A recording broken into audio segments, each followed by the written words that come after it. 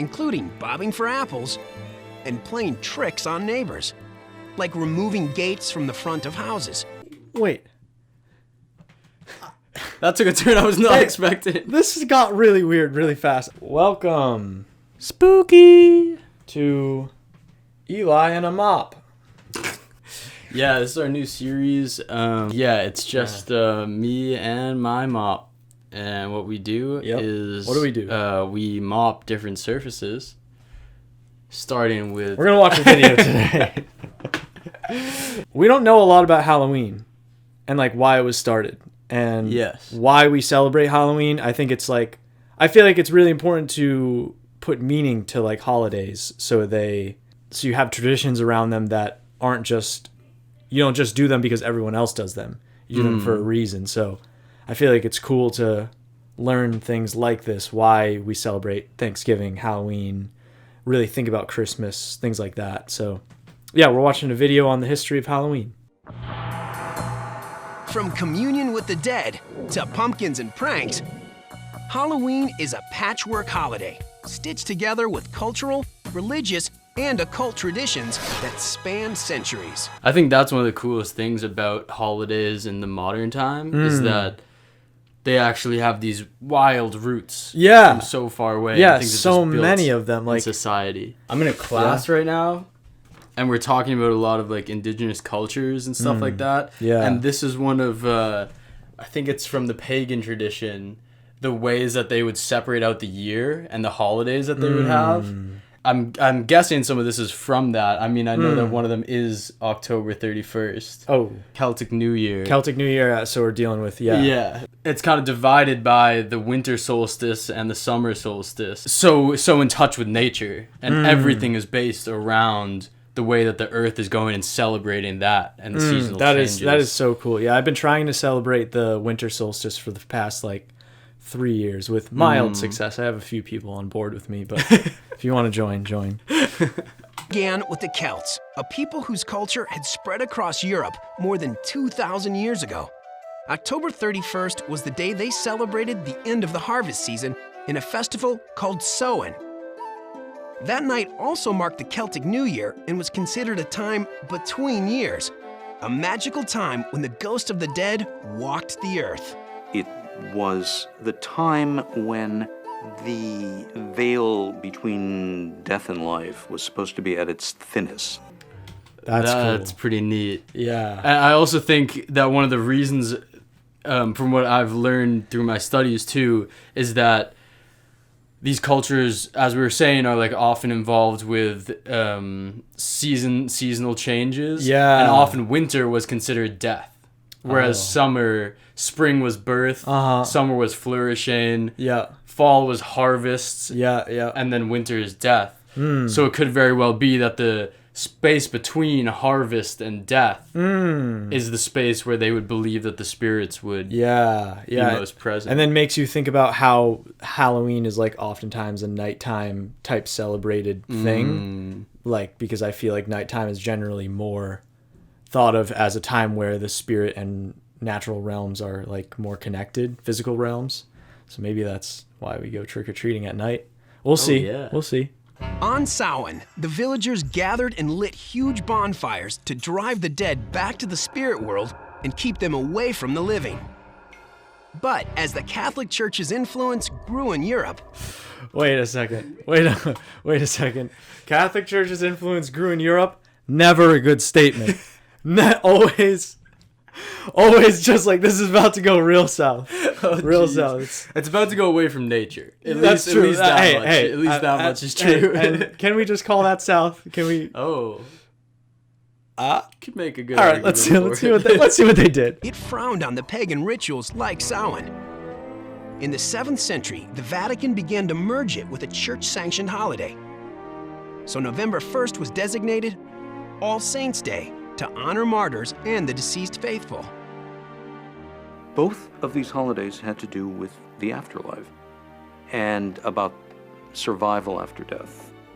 It was a calculated move on the part of the church to bring more people in. I think that's one of the most fascinating things about the whole story of kind of the takeover of the Catholic Church too, is that it was all about seeing what was going on and kind of adapting with that and changing kind of the beliefs around it so that people could very easily find themselves in the religion too. Yeah, which is just crazy, that sort of like assimilation tactics. But it's making me think, maybe if we're trying to shift the world into a more natural state back, we do the same thing in reverse, where you make things that are very easily adaptable for people, put it in those terms. Something to think about, but without all the power struggle. Exactly. Like give the power back to nature. Yeah. It's the reverse effect. Hey, the reverse effect. I like that. Hey? That's some good stuff. All Saints' Day was known then as Hallowmas. Hallow means holy or saintly, so the translation is roughly Mass of the Saints. The night before, October 31st, was All Hallows' Eve, which gradually morphed into Halloween. The holiday came to America with the wave of Irish immigrants during the potato famine of the 1840s. They brought several of their holiday customs with them, including bobbing for apples and playing tricks on neighbors, like removing gates from the front of houses. The young pranksters wore masks so they wouldn't be recognized. Wait. That took a turn I was not expecting. This got really weird really fast. It really became a dangerous holiday. I mean, there was such hooliganism and vandalism. Hooliganism. This guy uses tomfoolery on a daily basis, but also while like somehow elevated from the situation. Look at this tomfoolery. Was originally a extortion deal. Give us candy or we'll trash your house. Wait a second. Trick or treat. I didn't know that. This is kind of blowing my mind right now. All right, we should start doing this, dude. We should start doing this. Everyone, we should start doing this. Trick or treat, but mean it literally. If they're not there, trick. Hey, take their gate and like don't bring it back. Just take the gate. Trick or treat. Wow. Yeah. What? I always thought it was like trick or treat, like show me a trick or give me a treat. Yeah, I thought it was something like that. I can picture one like really big historian buff that like knows all this. You like take their gate and he just walks out with his cup of coffee the morning after Halloween. He just walks out and goes, I knew they'd get me someday. Like, cheers, mates. To All Hallows Eve. And giving treats or bribes to stop the tricks, and children were encouraged to travel door to door for treats as an alternative to troublemaking. By the late 30s, trick or treat. Hey, to all you parents out there, great way to manage your kids. Just give them a bunch of candy and just like encourage that. Yeah, no, that's a great thing. I will vandalize you if you don't give me candy. Yeah, and then the parents were like, "Oh, dang, our kids, we can't control our kids. Let's make this into something that they want to do." All right. Sum up of the video. Honestly, I want to know more. Yeah.